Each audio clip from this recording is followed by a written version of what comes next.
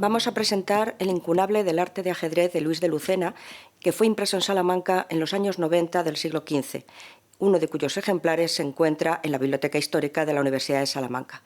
Recordemos antes, no obstante, que los incunables son solo los libros impresos en el siglo XV, cuando la imprenta con tipos móviles acababa de nacer, es decir, cuando estaba incunábula, en la cunita.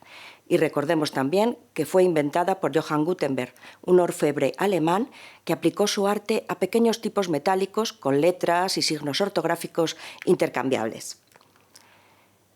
Como la imprenta permitía hacer libros con cierta rapidez, tuvo un éxito inmediato.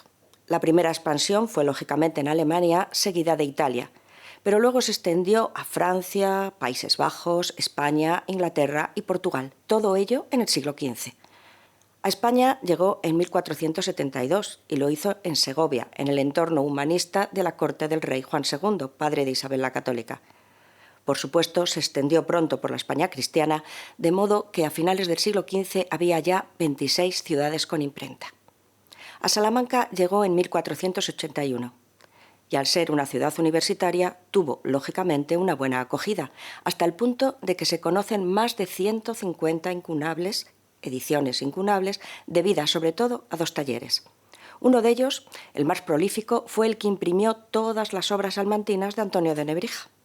Pero el otro taller pertenecía a una sociedad formada por un alemán, Leonardo Huth, y su socio español, Lope Sanz, y a ellos les debemos la edición del arte de ajedrez.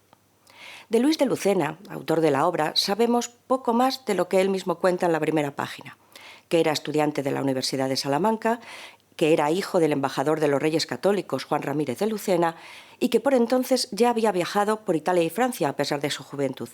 Algunos estudiosos, además, lo vinculan con el grupo salmantino de Fernando de Rojas, autor de la Celestina. Dio Luis de Lucena a la imprenta conjuntamente dos obras, El arte de ajedrez y una especie de novela sentimental con un título paródico de las repeticiones o lecciones públicas de la universidad, que se tituló La repetición de amores. Los incunables presentan características comunes que vamos a poder ver reunidas en el arte de ajedrez. Por ejemplo, como los incunables nacieron imitando a los manuscritos, que eran el único modelo posible para hacer libros, normalmente carecen de portada, es decir, no tienen una página donde conste en la misma página el nombre del autor, el título, el impresor, la fecha, algo completamente normal en los libros de hoy en día. Este incunable, sin embargo, tiene una semiportada, podríamos llamar, una semiportada común con el título de las dos obras y la imagen de un tablero de ajedrez. Por tanto, podemos considerar que hubo intención desde el principio de destacar más la obra sobre el ajedrez que la repetición de amores. Aunque no figura su nombre, se sabe quiénes fueron los impresores porque el juego de letras es el mismo que usaron en otros incunables a los que sí pusieron su nombre. Y en cuanto a la fecha, debió ser impreso no antes de 1495, que es cuando se instaló en Salamanca el impresor Leonardo Huth, el impresor alemán, y desde luego no después de octubre de 1497, porque en esas fechas murió el príncipe Juan, hijo de los Reyes Católicos, a quien está dedicada la obra. Otra característica común a los incunables es que, en lugar de imprimir las letras iniciales de cada capítulo para resaltarlas, suelen presentar huecos con la intención de que los propietarios, si querían, embellecieran o personalizaran su ejemplar. Así mandaban dibujar o incluso colorear las iniciales. La edición del arte de ajedrez, que es un poco tardía, ya muy de finales del XV, reúne ambas posibilidades, tanto huecos como letras capitales ya grabadas con motivos geométricos y vegetales. Y por último, en los incunables las ilustraciones, cuando las hay, son siempre xilográficas, es decir, están diseñadas de una forma compacta sobre madera entintada. En este caso, la práctica totalidad del arte del ajedrez está formado por xilografías que representan tableros con jugadas rodeados de orlas. Además de sus valores bilográficos, queremos destacar en este incunable tres aspectos que podríamos definir como culturales. Primero, se trata de una obra en castellano, cuando solo el 25% de la producción incunable salmantina lo es, frente a lo más habitual que era el latín. Las obras en castellano, en esta época, delatan un interés culto por escribir en lengua vernácula, al margen de intereses eclesiásticos o universitarios.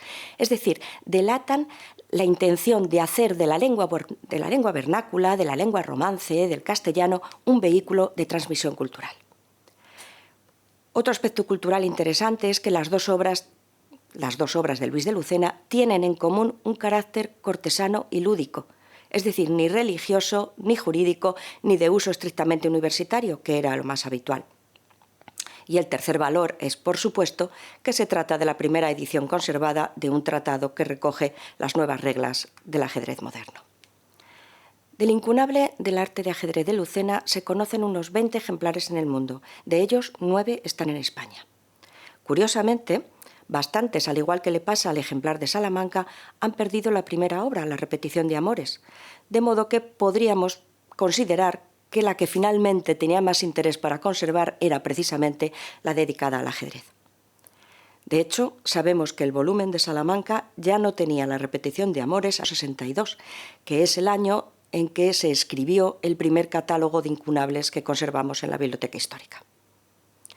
Para terminar, es interesante indicar que además de la obra de Luis de Lucena, la Biblioteca Histórica de la Universidad de Salamanca posee otro impreso antiguo y además muy ilustrado sobre ajedrez. Se trata de la primera obra italiana de ajedrez moderno, obra del portugués Pedro Damiano, que fue impresa en Roma en 1512. Ambos, tanto el incunable salmantino como el postincunable romano, proceden del Colegio Real de la Compañía de Jesús de Salamanca. Llegaron a la biblioteca, por tanto, a finales del siglo XVIII, después de la expulsión de la Compañía de Jesús de los territorios hispanos en 1767.